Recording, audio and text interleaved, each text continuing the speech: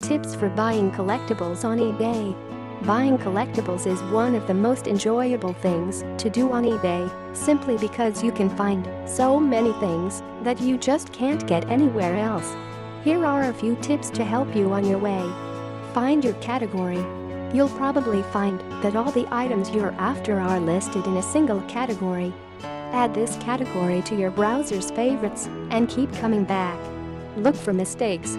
If you collect something, the chances are you know a lot about it. This can be your opportunity to make a mint from a seller's mistake. They might not realize that they have a rare version of an item, or they might have left off the key information that makes it valuable. If you're willing to email the seller and ask them a few questions about the item to confirm that it is what you think it is, then you should be able to buy items like these.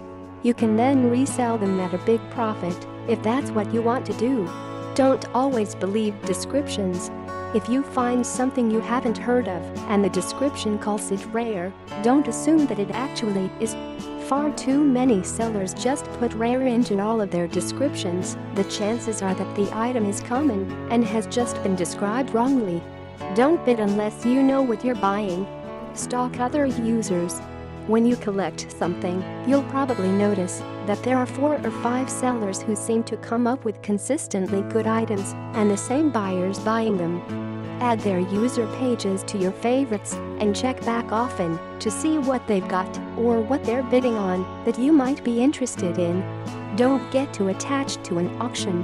There are millions of items being listed every day on eBay. Whatever you want, it'll come around again. And if you don't get it, there are plenty more things to buy.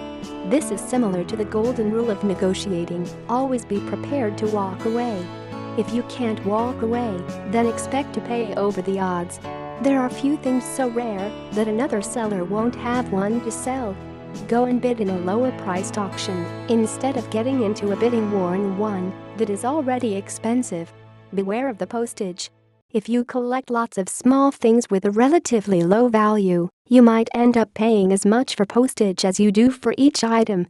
You should take these costs into consideration when you make your bid. Another good strategy is to always buy a few things at once from the same buyer, as they will almost always offer you a discount on the postage.